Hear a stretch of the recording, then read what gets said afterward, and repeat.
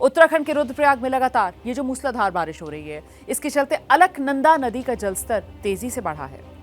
नदी का रौद्र रूप ऐसा है कि दूर दूर से देखने वाले भी डर रहे हैं। तस्वीरें आपके सामने, कैसे अलकनंदा नदी उफान पर बह रही है। नदी किनारे बने घरों में पानी की दस्तक सुनाई पड़ रही है। अलकनंदा नदी खतरे के निशान से ऊपर बह रही है। इस पर देखिए आप, पानी कैसे डरा रहा है। तो ये अलकनंदा नदी का रौद्र रूप है। रुद्रप्रयाग की ये तस्वीरें आपके सामने। यहाँ जो खतरे का निशान है उसको पार कर गया है पानी, और खतरे के निशान से ऊपर अलकनंदा नदी बह रही है। ये देखिए जरा आप, कैसे इमारतों के अंदर तक पानी घुसा हुआ नजर आ रहा है। हर तरफ यहाँ सिर्फ और सिर्फ पानी का राज दिखाई सुनाई पड़ रहा है।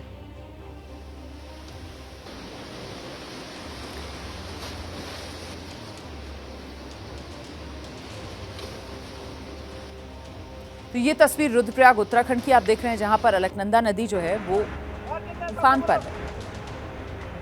वहीं ये तस्वीरें आप देखिए किस तरीके से जो केदारनाथ यात्रा पर गए हुए श्रद्धालु थे वो फंस गए थे, जो भूस्खलन हुआ, और उसके बाद एसडीआरएफ के जवानों की मुस्तैदी से सभी वो 40 श्रद्धालु उन्हें सुरक्षित निकाला गया। देर रात तक इस रेस्क्यू ऑपरेशन को चलाया गया। ये वो देर रात वाली तस्वीरें अब आप देख रहे हैं। देर रात तक यहाँ पर रेस्क्यू ऑपरेशन चला और यात्रियों को सुरक्षित निकाला गया।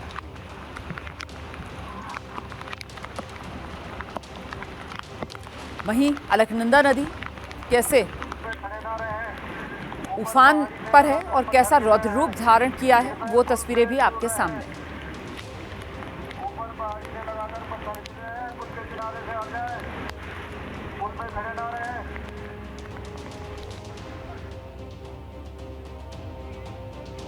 आइए सीधे आपको लेकर चलेंगे। हमारे साथ हमारे सहयोगी दीपक रावत उत्तरकाशी से इस वक्त मौजूद है, और जरा दीपक से ही जानते हैं। दीपक, अभी तो आप जहां खड़े हुए हैं वहां पर मौसम साफ नजर आ रहा है, मुझे धूप भी खिली हुई नजर आ रही है, लेकिन क्या पूरे उत्तराखंड में फिलहाल मौसम ने ये करवट ली है, या फिर जहां पर आप हैं वहां पर ही इस तरीके की तस्वीर देखने के लिए मिल रही है? फिलहाल रुमाना मौसम बदला ज़रूर है, सिर्फ उत्तराखंड के इस इलाके में नहीं बल्कि तमाम इलाकों में। केदारनाथ के आसपास भी जो हम तस्वीरें देख रहे थे वहाँ पर भी धूप निकली है, लेकिन रात में बहुत ज़्यादा बारिश होती है। बारिश इतनी ज़्यादा होती है कि अलग अलग जगहों पर लैंडस्लाइड हो जाता है। अभी भी मौसम कब करवट बदले कहा नहीं जा सकता। इस इलाके में भी आज बारिश का अनुमान है, भारी बारिश का अनुमान है। और जहाँ पर मैं मौजूद हूँ इसे नैताला कहते हैं। रात को जब भारी बारिश हुई तो ये भी पूरा जो इलाका है ये स्लाइड जोन माना जाता है, सबसे खतरनाक स्लाइड जोन है। और इसमें पूरा का पूरा जो मलबा था वो नीचे सड़क पर आ गिरा था, जिसे अभी थोड़ी देर पहले ही जेसीबी की मदद से खोला गया है। एक सिंगल गाड़ी से क्रॉस कर पाती है, और वो भी कितनी मुसीबत में पार कर पा रही है ये आप तस्वीरों में देख सकते हैं।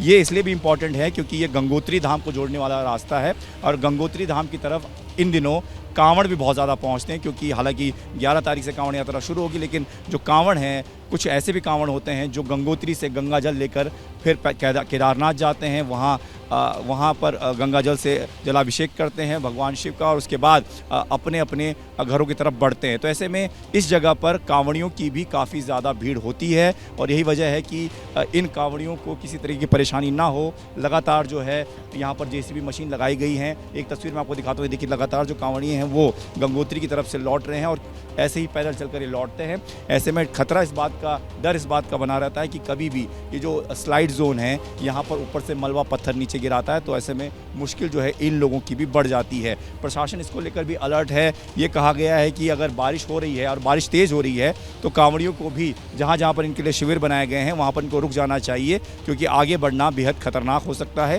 लेकिन उसके बावजूद भी लगातार जो कांवड़िए हैं वो यहाँ पर पहुँच रहे हैं, गंगा जल लेकर निकल रहे हैं। इनसे बात करने की कोशिश करते। कहाँ से थे आप आए? आप कहाँ से आए?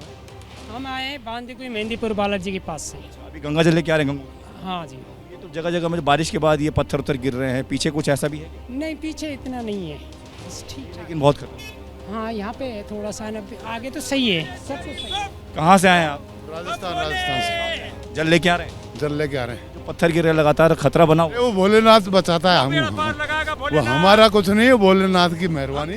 हमारा मालिक वो है ऊपर वाला।